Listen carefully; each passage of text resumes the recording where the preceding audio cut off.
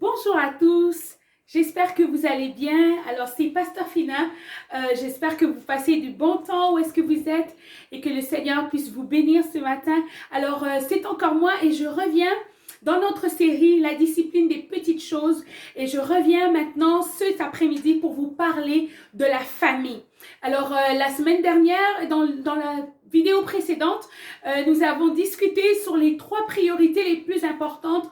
On a parlé de notre relation avec Dieu, on a parlé de nous-mêmes, de se mettre en priorité dans notre développement, dans notre manière de rentrer en contact avec les autres. Il faut premièrement que nous, on soit bien, qu'on soit heureux, qu'on soit développé. Et c'est important de se mettre en priorité pour être capable d'aider d'autres. Alors, ce soir, je vais vous partager la troisième chose de nos 3 priorités qui est la famille. Et si vous le savez, pour la majorité des gens, la famille, c'est quelque chose d'important, mais pour Dieu, ça a une importance fondamentale.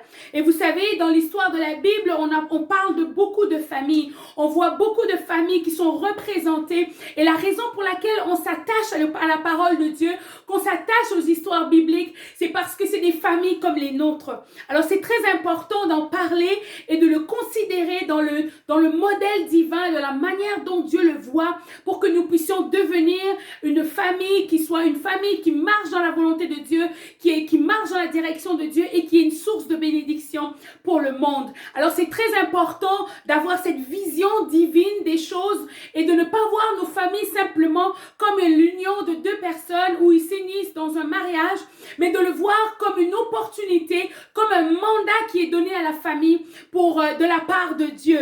Alors, premièrement, j'aimerais vous dire que la famille est une invention divine. C'est une institution divine même. On l'appelle dans la parole de Dieu et elle est au cœur des préoccupations de Dieu.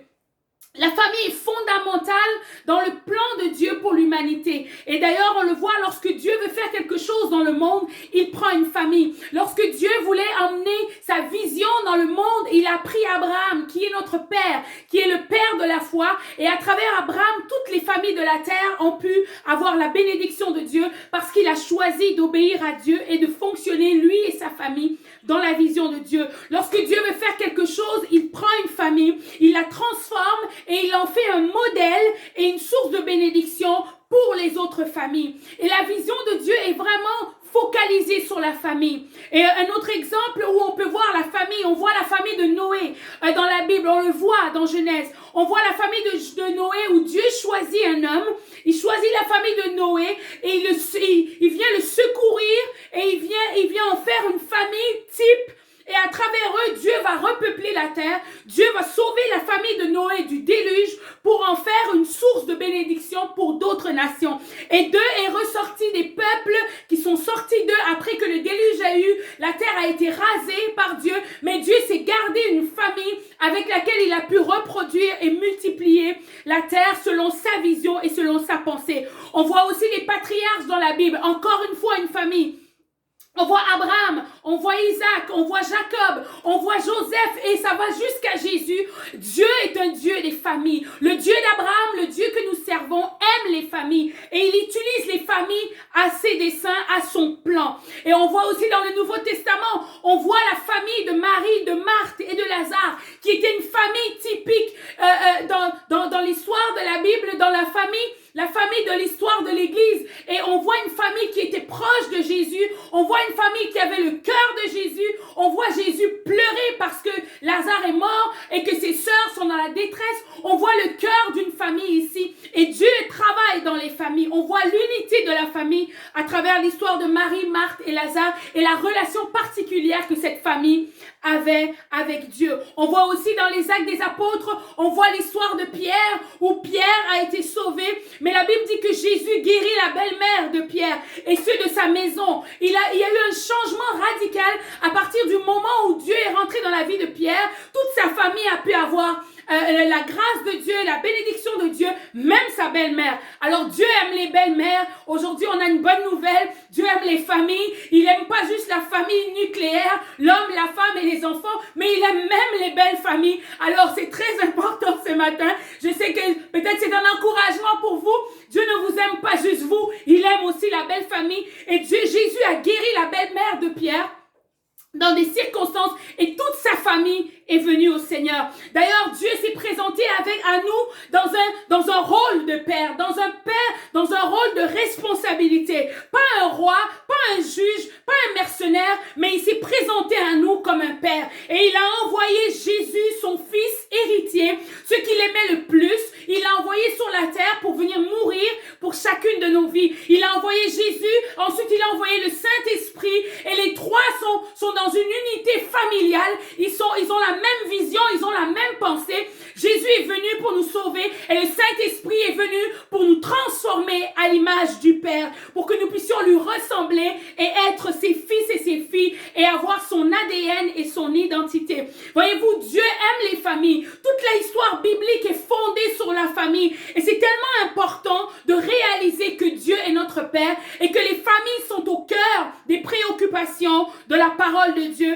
et de Dieu lui-même. Le Père, le Fils et le Saint-Esprit sont l'image parfaite d'une famille qui est en mission pour le perfectionnement de l'être humain, pour le perfectionnement de l'humanité. Négliger la famille, c'est négliger le plan de Dieu dans votre vie. Si vous négligez votre famille, d'où vous venez, les racines que Dieu a implantées dans vos vies, vous allez négliger tout le plan de Dieu parce que Dieu vient nous chercher dans nos familles et il nous transforme pour faire de nous une source de bénédiction dans nos familles et à l'extérieur de nos vies. Lorsque vous choisissez d'épouser quelqu'un et vous choisissez de vous unir dans un mariage avec quelqu'un pour fonder une famille avec elle, la Bible déclare que l'homme quittera son père et sa mère, il s'attachera à sa femme et ils deviendront une seule chair. Dieu a fait les choses de manière à ce que l'homme quitte sa famille et vienne vers la femme. Pas la femme quitte sa famille et vienne vers le mari, mais que l'homme quitte sa famille et vienne vers cette femme et la choisisse et en fasse une famille ensemble pour accomplir la vision pleinement de Dieu. Négliger la famille, négliger votre famille personnelle, c'est de négliger le plan de Dieu dans votre vie. C'est une grande responsabilité d'être une épouse ou d'être un époux dans une famille parce que c'est le socle même de la vision de Dieu.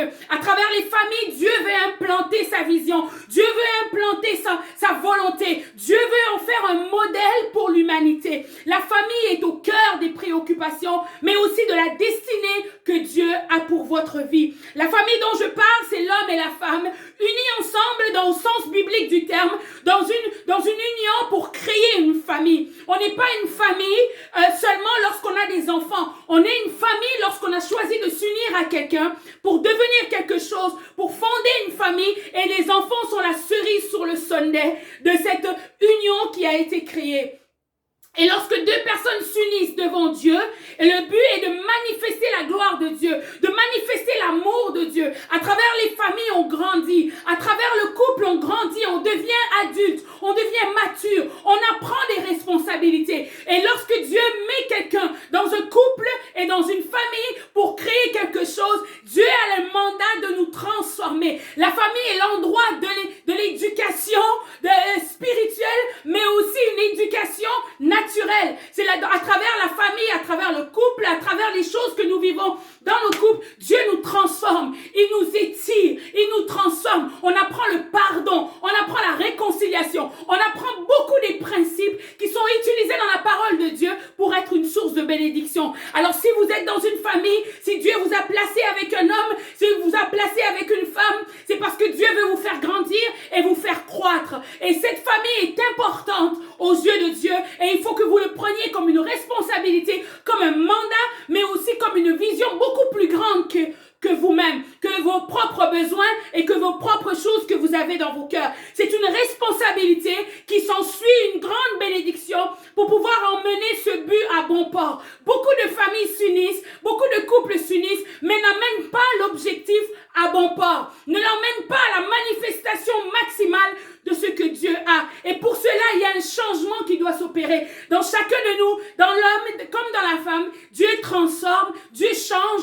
et Dieu nous emmène à devenir ces hommes et ces femmes qui l'honorent. La famille dont je parle, c'est l'homme et la femme qui se sont unis ensemble pour devenir une famille. On ne devient pas une famille lorsqu'il y a des enfants. On est une famille lorsqu'on choisit de s'unir en mariage devant le Seigneur et d'accomplir le mandat divin à travers cette famille. Genèse chapitre 2, versets 15 à 18 On va lire le verset 15, le 18, le 21 et le 25 dans la version Darby. Il a dit, l'Éternel prit l'homme et le plaça dans le jardin d'Éden pour le cultiver et le garder. Et l'Éternel Dieu commanda à l'homme en disant, tu mangeras librement de tout arbre du jardin, mais de l'arbre de la connaissance du bien et du mal, tu n'en mangeras pas, car au jour où tu en mangeras, tu mourras certainement. Et l'Éternel Dieu dit, il n'est pas bon que l'homme soit seul. Au verset suivant 18, je lui ferai une aide qui lui corresponde, une aide semblable. Au verset 21, ça dit, et l'Éternel Dieu fit tomber un profond sommeil sur l'homme,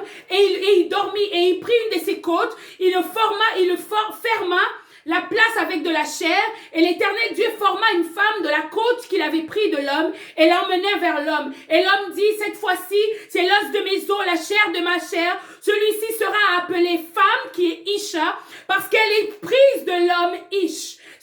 C'est pourquoi l'homme quittera son père et sa mère et s'attachera à sa femme et ils deviendront une seule chair. Ils étaient tous deux nus, et lui et sa femme, et ils n'en avaient pas honte. 1 Corinthiens chapitre 13, verset 3, chapitre 11, verset 3, pardon. 1 Corinthiens chapitre 11, verset 3 dit, mais je veux que vous sachiez que le chef de tout homme, c'est le Christ, et que le chef de la femme, c'est l'homme, et que le chef du Christ, c'est Dieu. On voit ici une hiérarchie que Dieu a établie. Et dans cette famille, l'homme et la femme sont égaux. Dieu les a créés égaux. La Bible dit que Dieu a créé l'homme à son image et à sa ressemblance. Et l'homme et la femme ont été créés à l'image de Dieu et à la ressemblance de Dieu.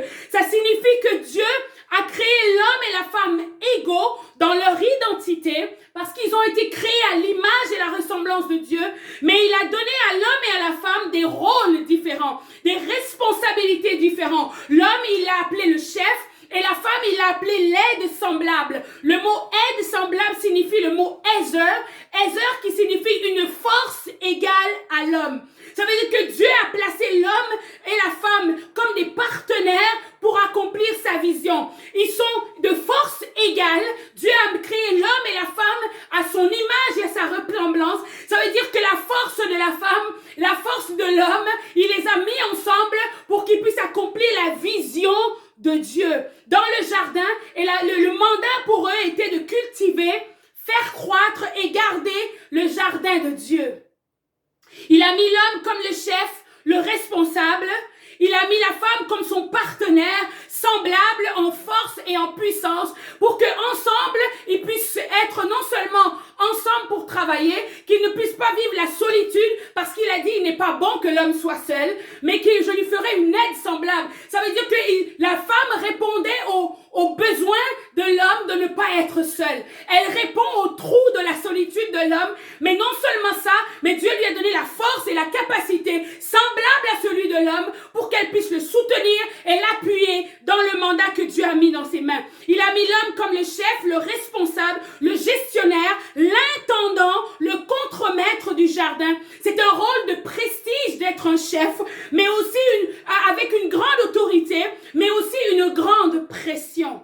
C'est un rôle qui est très difficile à vivre au quotidien pour les hommes. Je parle avec beaucoup d'hommes et une des choses qu'ils beaucoup partagent, c'est le fait d'apporter le fardeau de la famille. Un homme qui est à sa place, un homme qui connaît son rôle de chef, est un homme qui a beaucoup d'autorité, beaucoup de prestige, mais c'est aussi un homme qui est très responsable. C'est aussi un homme qui a une grande responsabilité et la pression qui peut être sur les épaules de certains hommes font que beaucoup vont fuir leurs responsabilités. C'est un rôle de prestige, c'est un rôle d'autorité, mais une grande pression vient dessus. Le rôle de chef met sur l'homme des responsabilités grandes.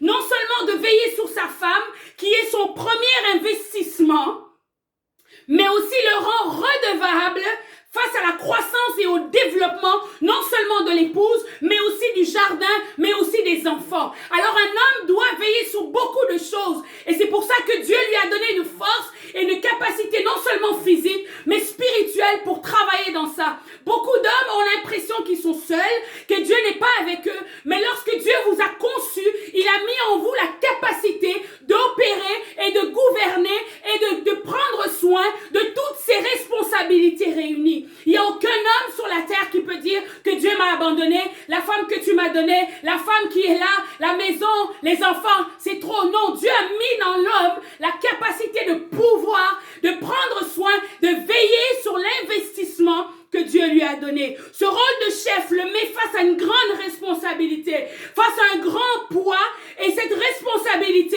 le met souvent dans une position où l'homme se sent un peu démuni, mais lorsque l'homme s'accroche à Dieu, lorsqu'un homme dans une famille est capable de s'accrocher à Dieu, dépendre de Dieu, ça devient facile de porter l'épouse, ça devient facile de porter les enfants, ça devient facile de faire cultiver et garder le jardin parce qu'il a été conçu pour porter la pression et le poids que cela dépend. Non seulement le poids et la responsabilité, mais il y a un jugement qui vient au-dessus d'un homme. Lorsque Dieu donne une responsabilité, il s'attend à des résultats. Il place non seulement l'homme dans une position où il doit porter le poids, mais il y a aussi un jugement qui vient là-dessus. Si l'investissement fait faillite, l'homme devient responsable. Si la famille fait faillite, l'homme devient le responsable numéro 1 dans ce mandat qui lui a été donné. Ce poids qui pèse sur l'homme est nécessaire pour en faire un père, pour en faire un bon époux, pour en faire un protecteur, un homme sur qui on peut compter. Et ce poids dépend de la croissance, et de ce poids dépend la croissance et l'épanouissement de cette famille. Beaucoup d'hommes refusent de porter ce poids et renoncent à ce poids parce qu'il est lourd, parce qu'il est difficile à porter. Mais Dieu vous a conçu pour que vous soyez capable de le vivre. La responsabilité de la famille, la responsabilité de pourvoir, la responsabilité de cultiver et de garder le jardin a été déposée sur vos épaules et vous en êtes responsable. Si la maison fait faillite, vous êtes responsable. Premièrement, beaucoup d'hommes refusent de porter ce poids. Ils refusent d'être responsables, redevables et font comme leur ancêtre Adam. Ils vont dire la femme que tu m'as donnée. Ils vont refuser leur responsabilité alors que Dieu les appelle à porter du poids. Exposant ainsi la famille au jardin, et les jardins, la famille et le mandat aux mains des brigands et des mercenaires. Lorsqu'un homme refuse sa responsabilité, lorsqu'un homme refuse de le porter, la maison reste ouverte et elle est exposée à toutes sortes de choses qui peuvent venir pour la détruire. L'homme doit avoir le focus dans la famille. La famille est fondamentale et le rôle de l'homme dans la responsabilité de la famille, dans le déroulement de la famille, dans la croissance et dans le développement de la famille dépend beaucoup sur les épaules de l'homme. Non seulement la famille, mais aussi le jardin. Le jardin était le mandat que Dieu lui avait donné. Il avait un territoire qui devait gouverner. Il y avait quelque chose qui devait faire croître, mais aussi garder. Il y a une responsabilité de protecteur qui est sur la maison. Lorsqu'on protège une maison, on la protège contre des adversaires extérieurs. Beaucoup d'hommes, en refusant leur mandat, exposent leur famille à des mercenaires et à des influences extérieures qui peuvent venir détruire la famille et le jardin. Beaucoup d'enfants et d'épouses des familles sont détruites et deviennent des victimes parce qu'un homme refuse de porter le fardeau qui lui revient. Le fardeau de la responsabilité de la famille, d'être le pourvoyeur, d'être celui qui fait croître, mais aussi celui qui regarde en haut et qui protège la maison contre les envahisseurs. Parce qu'un homme qui refuse d'embrasser son mandat et son rôle dans une famille met la famille dans une position de faiblesse. Il y a un livre que j'aime beaucoup et que je vous encourage à lire. C'est un livre qui s'intitule « Père manquant, fils manqué ». Beaucoup d'hommes ont été manqués dans leur rôle parce qu'ils n'ont pas eu de modèle de père. Parce qu'ils n'ont pas eu de modèle de père qui prenait le poids, qui portait la responsabilité. Et ils sont devenus les fils manqués parce que le père était manquant. Et c'est d'autant plus important parce que chacun de nous, peu importe qu'on ait eu un papa ou qu'on n'en a pas eu, que vous soyez un homme ou que vous soyez n'importe qui, ce que vous n'avez pas eu de votre père biologique, Dieu le Père est capable de vous communiquer cela. Il y a beaucoup de gens que je connais qui n'ont pas eu de modèle de père, mais qui sont devenus des pères extraordinaires. Pourquoi? Parce qu'ils se sont fiés sur le Dieu d'Abraham comme étant leur père. Dieu ne s'est pas présenté à nous seulement comme un roi, mais il s'est présenté comme un papa. Si vous ne savez pas comment être le père responsable, demandez à Dieu, lisez sur Dieu, apprenez à connaître son cœur et vous allez pouvoir être l'homme que Dieu vous appelle à être pour votre famille. L'homme est le chef, mais la femme est le cœur. Et on le voit dans la Bible, dans Proverbes chapitre 14, verset 1. La Bible dit que la sagesse des femmes bâtit leur maison, mais la folie la détruit de ses propres mains. Dans une autre version, ça dit la femme sage bâtit sa maison et l'insensé la repousse et la détruit de ses propres mains. Une femme sage va bâtir une maison, l'insensé va la détruire de ses propres mains. Ça veut dire que la construction de la famille, le bâtiment de la famille est construit par la femme qui est le cœur. Bâtir vient du mot hébreu bana qui signifie établir, assurer une longévité, construire, former une maison. Et tous les mots que nous voyons ici parlent de construction, parlent de travail, parlent de mettre les efforts. Elle travaille, se retrousse les manches et fait des efforts pour établir les piliers de la famille. Et non seulement le mot pilier, bâtir ici, mais on voit aussi le mot longévité. Elle bâtit quelque chose de solide pour que ça puisse avoir une longévité. Le rôle de la femme est un rôle très fondamental. On peut avoir un homme chef, mais si on a une femme insensée, la maison ne pourra pas se bâtir. On peut avoir une femme sage, si on a un homme qui n'est pas le chef, la maison ne pourra pas se bâtir. On a besoin des deux. On a besoin de l'apport des deux pour travailler. La femme ici, elle travaille. Ce n'est pas une femme fainéante. Ce n'est pas une femme qui s'attend à tout recevoir gratuitement, mais c'est une femme qui travaille, qui met des efforts, qui bâtit, qui construit de ses mains, qui forme. Et il y a un effet, ça veut dire qu'elle peut se salir les mains. Lorsqu'on forme une sculpture, on se salit les mains. Il y a des efforts qui sont mis. Beaucoup de femmes se plaignent de ne pas avoir un homme chef, mais ils ne réalisent pas qu'avoir un homme chef signifie avoir aussi une femme qui bâtit. Une femme non négligente, mais qui va travailler au quotidien pour l'établissement des piliers de la famille, pour les valeurs de la famille. Elle va s'assurer que ses enfants obéissent à Dieu, que la parole de Dieu va obéir, qu'elle va être dans une unité, dans la soumission. La soumission est le fruit du travail de chacun. La soumission est le fruit du travail de l'homme et du travail de la femme. Lorsque l'homme devient le chef et la femme prend sa place et son rôle, une soumission n'est pas forcée. C'est quelque chose qui est donné. C'est facile de se soumettre à un homme chef et c'est facile d'aimer une femme totalement qui prend ses responsabilités. Un homme chef et une femme insensée ne peuvent bâtir une maison solide. Ça prend l'apport des deux. Ça prend l'engagement des deux pour que la maison soit solide. Et non seulement solide aujourd'hui, mais qu'elle puisse demeurer pour le futur aussi. Beaucoup de femmes se plaignent d'avoir un mari qui n'est pas le chef, mais négligent leur rôle et laissent le hasard bâtir leur maison. Ils laissent le hasard, les autres, la vision, la pensée des uns et des autres bâtir leur maison. Mesdames, cessez de vous plaindre. Si vous n'êtes pas engagés à faire votre rôle, à prendre vos responsabilités et à soutenir comme une aide semblable, comme une Heather, soutenir une vision, soutenir un plan, soutenir une destinée, vous devez arrêter. Arrêtons de nous plaindre, mais regardons à devenir cette femme que Dieu nous appelle, engagée, à prendre sa place, à cesser de se plaindre, mais à se retrousser les manches et à commencer à mettre les piliers. Qu'est-ce que je veux pour ma famille? Comment je veux que l'atmosphère de ma famille soit? Comment elle dépend de la femme? Parce que la femme a le cœur.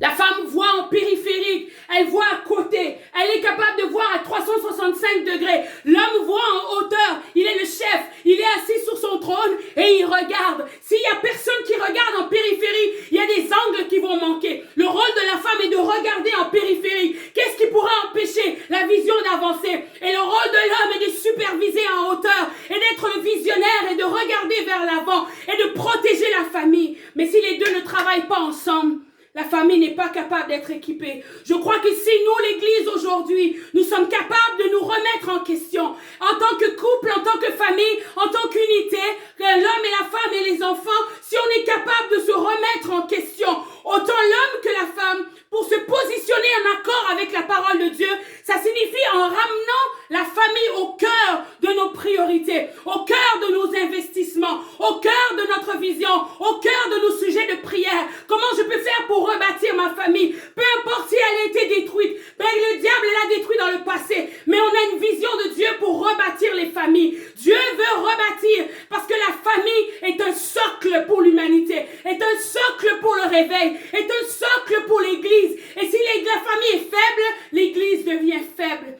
le témoignage devient faible parce que les gens vont nous voir et ils vont rire de notre Dieu. Ils vont dire, c'est vraiment ça les chrétiens d'aujourd'hui. C'est vraiment ça les familles chrétiennes. On a un mandat, une responsabilité de restaurer le rôle de l'un et de l'autre pour que nous puissions marcher dans la vision de Dieu. Dieu peut restaurer nos familles si nous sommes en humilité d'accepter que Dieu parle et que ça devienne une priorité, qu'on puisse prier et Dieu est capable d'opérer des grands changements en nous, autant l'homme que la femme, des changements en nous pour prendre notre place et faire de nos familles des modèles de piété, d'amour, de développement, mais aussi des modèles qui vont manifester la gloire de Dieu. Alors aujourd'hui, ma prière, c'est que chacune de vos familles devienne un socle, devienne une base, une fondation sur laquelle Dieu peut bâtir un futur. Pas juste pour vous, mais pour vos enfants, pour votre progéniture. Parce que la femme sage bâtit la maison et l'homme veille sur cette maison pour qu'elle puisse demeurer, avoir une progéniture. Tout ce que nous faisons comme hommes, comme femmes, dans notre rôle, dans notre responsabilité, lorsqu'on est capable de se respecter les uns les autres, non seulement dans notre identité, mais aussi dans notre responsabilité, lorsque chacun est capable de retrousser les manches pour faire la volonté de Dieu, il n'y a rien d'impossible à celui qui croit. Et ce matin, j'aimerais te dire, peu importe l'état de ta famille ce matin, peu importe les choses qui sont venues pour détruire ton couple, détruire ton rôle, détruire ta responsabilité, Dieu, par son esprit, dans cette saison d'expansion, il veut te restaurer. Il veut restaurer ton mari, restaurer ta famille, restaurer tes enfants pour que tu puisses avancer avec Dieu, pour que tu puisses redevenir ce que Dieu t'a appelé. Le mandat de cultiver et le garder n'est pas un mandat qui est fini. C'est un mandat d'aujourd'hui parce que les hommes et les femmes veulent voir Dieu en action.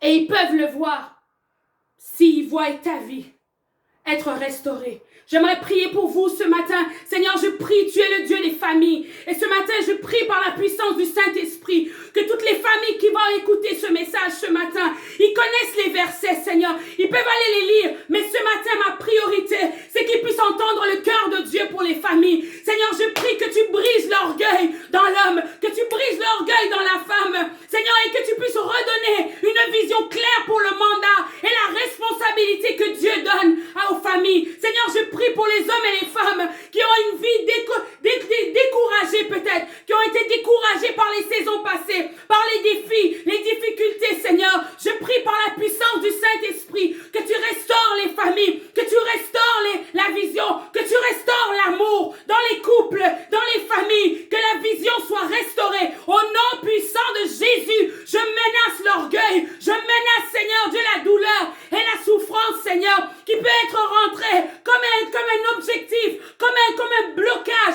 de la communication. Au nom puissant de Jésus, je prie, Seigneur, et je menace, Seigneur, de divorce, Seigneur, dans nos familles, Seigneur, dans la famille de l'Église. Je prie que l'homme et la femme soient unis, avoir le même cœur, la même vision, la même pensée pour accomplir l'œuvre que tu les appelles à accomplir dans leurs familles respectives. Au nom puissant de Jésus, Seigneur, je te rends grâce parce que tu es le Dieu des familles. Restaure nos familles afin que la gloire te revienne et que le monde voit que tu es réellement notre Dieu.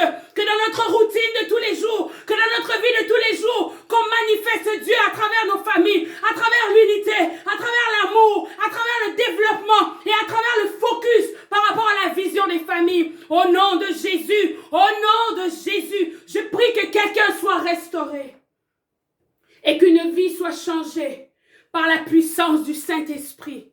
Je te remercie parce que tu es fidèle et tu es capable de faire au-delà de ce qu'un homme peut faire. Ce qui est impossible à l'homme est possible à Dieu ce matin. Je prophétise, Seigneur, que ce qui est impossible à l'homme soit possible pour toi, Seigneur. Et je prophétise pour une famille qui est détruite, une famille qui est déstabilisée, qui est défocusée. Seigneur, que ce qui est impossible à l'homme devienne possible pour eux. Au nom de Jésus, par la foi, je le déclare, Seigneur, que nos familles vont t'honorer, que nos vies vont t'honorer, que nos maris vont t'honorer, que nos femmes vont t'honorer et que nous allons devenir, Seigneur, ce que tu nous appelles à devenir par la puissance du Saint-Esprit, pas par nos forces, mais par la puissance du Saint-Esprit. On se soumet volontairement volontairement à ta vision et à ta volonté. Au nom puissant de Jésus ce matin. Amen et amen et amen et amen. Soyez bénis.